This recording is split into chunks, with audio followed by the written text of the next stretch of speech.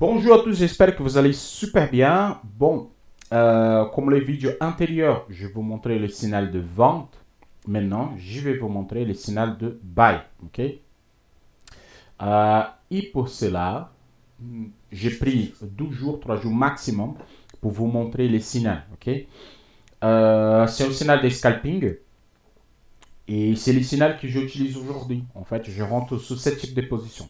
S'il n'a pas cette configuration, moi, je ne rentre pas. Et moi, je peux vous dire qu'un seul trade comme ceci par jour, c'est largement suffisant pour moi. Ok, Mauricio. Un trade comme ça, il est largement suffisant. Je n'ai pas besoin de prendre toute la position de la journée. J'attends un seul, je rentre, je mets un break-even, je vais sur mon objectif et pour moi, c'est bon. Pour ceux qui ne savent pas, maintenant, je travaille sur Top Step. Okay, je suis sur Top Step comme profil et sur ma code perso, je travaille sur 15 minutes comme je vous montrais déjà. Bon, pour commencer, les signaux. Le signal de sel, vous avez vu, c'est la nuage verte, la passe en rouge. On attend le test sur les moyennes mobiles right et low, qui sont ces deux-là. Ok. Pour les ventes, un test sur le moyen mobile low, noir, test, test, sortie de nuage et rentre. Le buy, c'est au contraire. Nous avons la nuage rouge, on passe en verte et on vient tester la moyenne mobile, right en bas, ok, de 20 périodes, test, test, on sort des nuages, on rentre position. C'est tout, ok, c'est rien de compliqué. Ce que je vais supprimer pour vous montrer, là, la configuration qui existe ici, c'est quoi? Les nuages, ils sont configurés sur le moyen mobile exponentiel de 50 et 20, ok, moyen mobile de 50 et moyen de 20. Comme elle se creuse, moi je mets les remplissages, ok, vert et rouge, vous mettez comme vous voulez. Et j'utilise le moyen mobile right et low en 20 périodes. Simple, ok, c'est le moyen mobile simple, right et low. Pour ceux qui ne connaissent pas, c'est le moyen mobile qui ne se creuse pas. Elle ne se creuse jamais tous les deux. Et voilà. Donc, nuage rouge, on passe au vert à ce niveau-là. Je vais commencer déjà en faisant comme ça. Oh, parce que le moment que vous allez rentrer en position, le marché, il est comme ça. Donc, rouge, et il passe en vert. Il n'y a pas de souci. Vous attendez tranquillement. Test, test, test, et il sort de nuage. Vous rentrez en position là. OK? Vous rentrez en position exactement ici.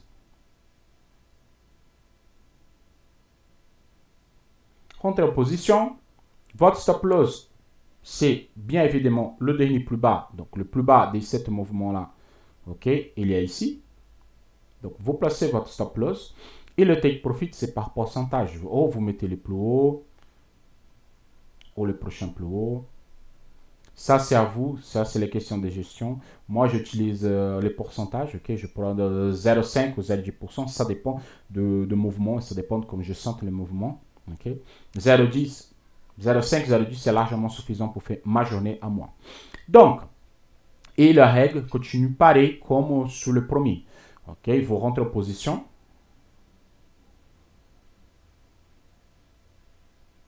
Ok, je rentre en position. Je place mon stop loss. Et je compte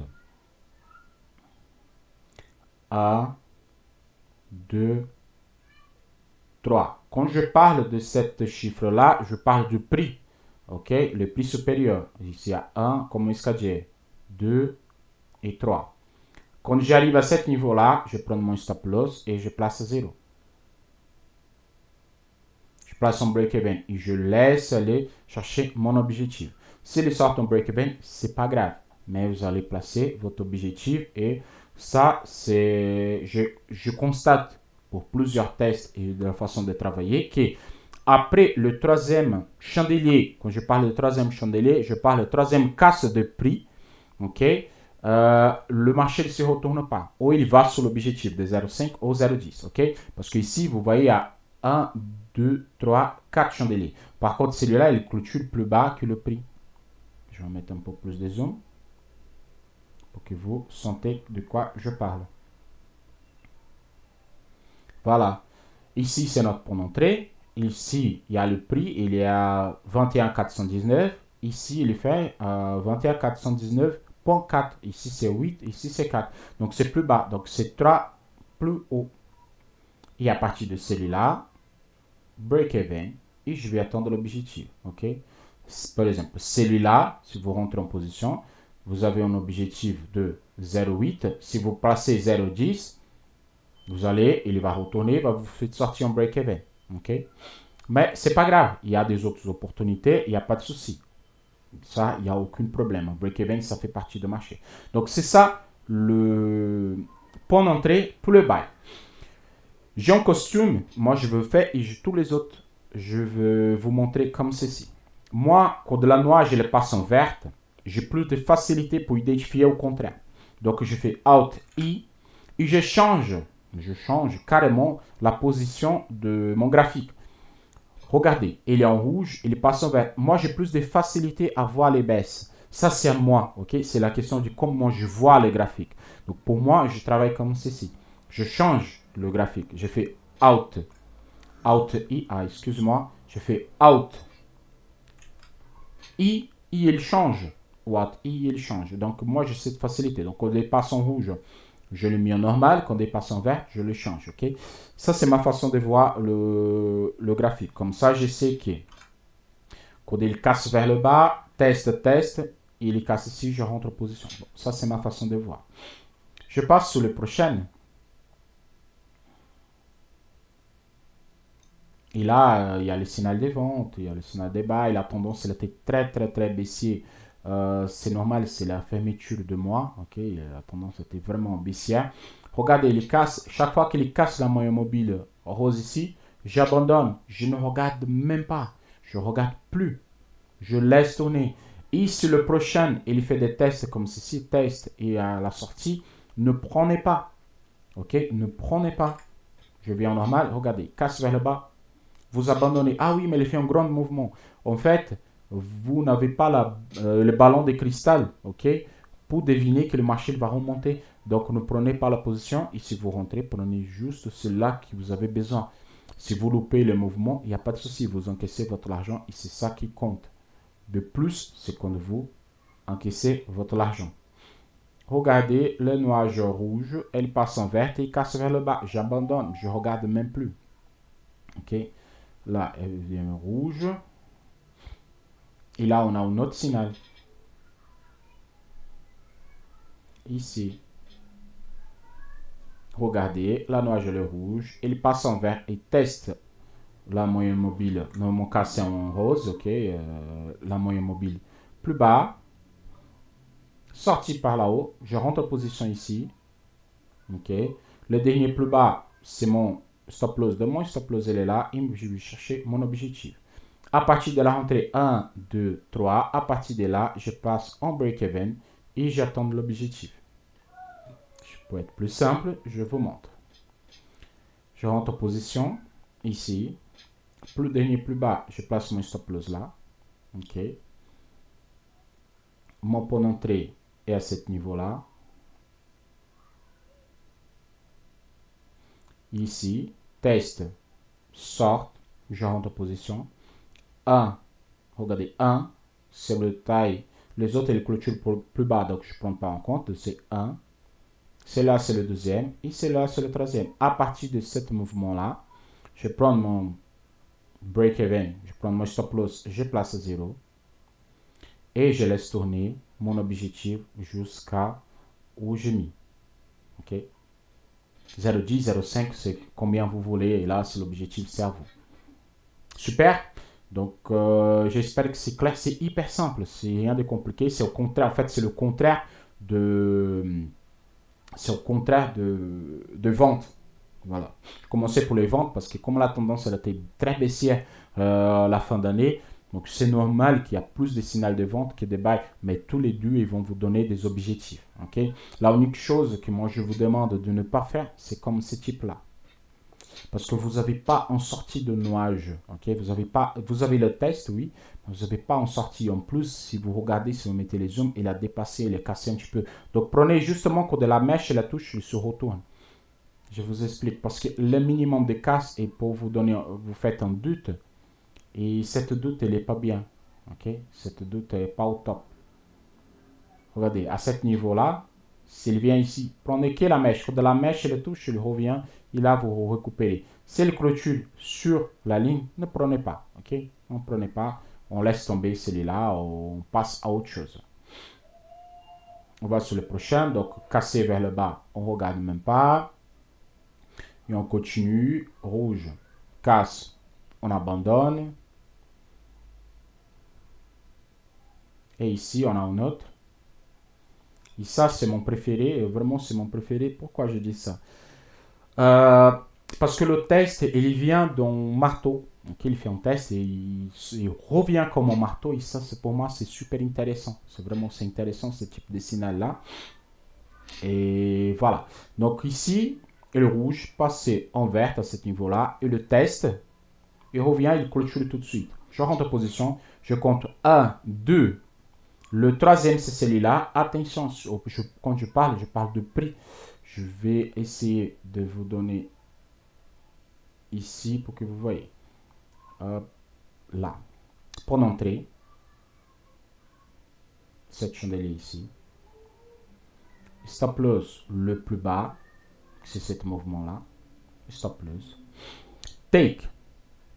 Vous déterminez votre take 0,5, 0,10 comme vous voulez. Par contre, ce que je vais compter, c'est ça. Quand je parle de prix, regardez, le prix, il est ici. 1. Le prix, il est ici. 2. Tous les autres, ils sont plus bas. Et le troisième, il est plus haut, là. Donc, le troisième chandelier, quand je compte à niveau de prix, plus haut, c'est celui-là.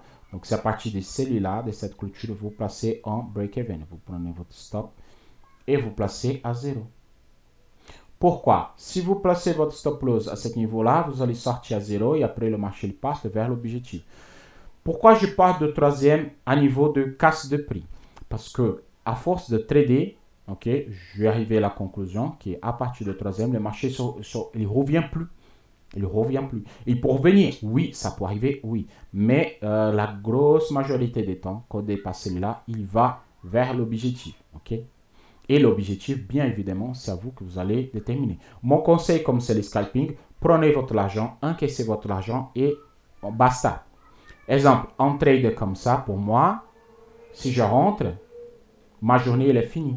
Juste un seul trade. Je besoin d'un trade comme ceci, avec un objectif de 0,10. Voilà. Un objectif de 0,10. Ce trade, pour moi, il est largement suffisant pour faire ma journée complète. Complète. Un 0,10 sur Top Step, ça donne environ 400 quelques euros. 300, 400 quelques euros. Donc, pour moi, ça, c'est une journée. J'ai besoin d'un seul trade. OK? Pour celui-là qui sont sur notre type de profil, vous pouvez prendre, je vais chaque position comme ça, je vais mettre 100 euros. Par exemple, si vous êtes à 10 000, je crois que 10 000, vous avez une limite de pertes journalier de 250, quelque chose de type. Ok, je ne sais pas. Et ça, c'est à vous de regarder. Donc, je vais mettre 100 euros. Ok, je mets son desktop et je vais chercher 100. Je fais 1, 2 trades, c'est bon. C'est largement suffisant. Même pour ceux-là qui sont des comptes à 50 000, à 100 000, il n'y a pas de souci. Si vous placez 100 euros ici et vous faites un take de 100 euros sous 0,10%, c'est largement suffisant pour votre journée. Après, si vous êtes gourmand, c'est à vous de gérer votre source. OK? Et voilà. Ah, mais le reste, il n'y a pas de souci. Le reste, c'est une autre chose. On ne parle pas. C'est chacun qui fait comme il veut. Moi, j'encaisse ce que j'ai besoin. Le reste, je regarde même pas. Pareil, en nouvelle, ici, la noix et le rouge, il passe en vert, il teste, il revient, et ce trade-là, c'est le trade de rentrée. Ok? Voilà, je rentre ici. 1, 2, troisième clôture, c'est celui-là. Regardez, là, quand vous placez, il vient chercher votre break-even. Il sort à 0. C'est typique cas de trade qui sort à 0, mais il n'y a aucun problème. Vous avez encaissé le premier, c'est là, c'est le deuxième. En plus, il a évolué de point d'entrée à... Il a évolué 0,4. Donc, ça veut dire que c'est vraiment un break-even. Ça peut arriver, oui. Et vous n'avez pas perdu, vous n'avez pas gagné. Donc, c'est bon, c'est pas grave. Un break-even, moi, je suis super content que je prenne le break-even. La même chose, test et parte vers le bas. Donc, celui-là, on ne rentre pas.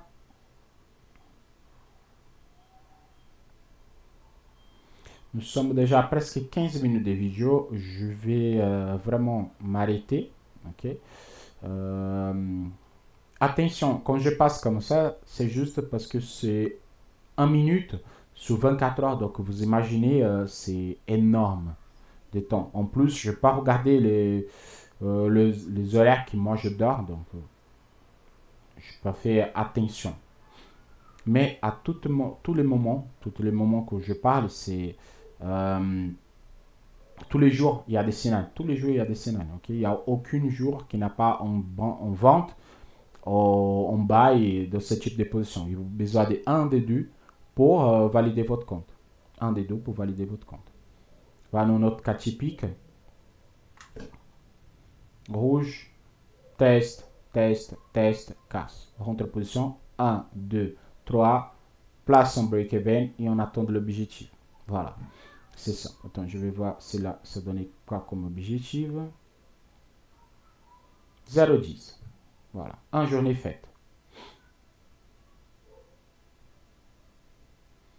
Et il y a toutes les horaires, il y a. Ok.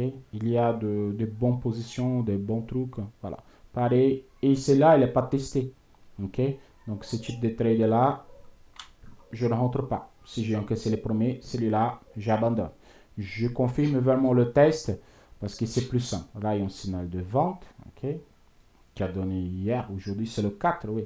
En fait, ce trade-là, c'est le trade que moi, je fais ma journée. Okay. C'est le trade test, test, casse. Et là, je fais ma journée sur ce mouvement-là. C'est un bon mouvement en plus. Et à partir de là, c'est bon. J'ai eu un signal de vente à la fin, si je ne me trompe pas. Et vous voyez qu'il ne sait pas tout le temps. Regardez, il est là, il est venu sur la moyenne mobile ici, il a testé, ok. Mais le prochain, il a cassé, donc on ne rentre pas en position parce qu'il faut le sortir de nuage. Parce que si vous rentrez sur le test et sur le prochain chandelier, qu'est-ce qui se passe? C'est qu'il vient ici, il commence à partir vers le bas et ce n'est pas le top. Donc c'est la configuration vraiment que je vais vous montrer.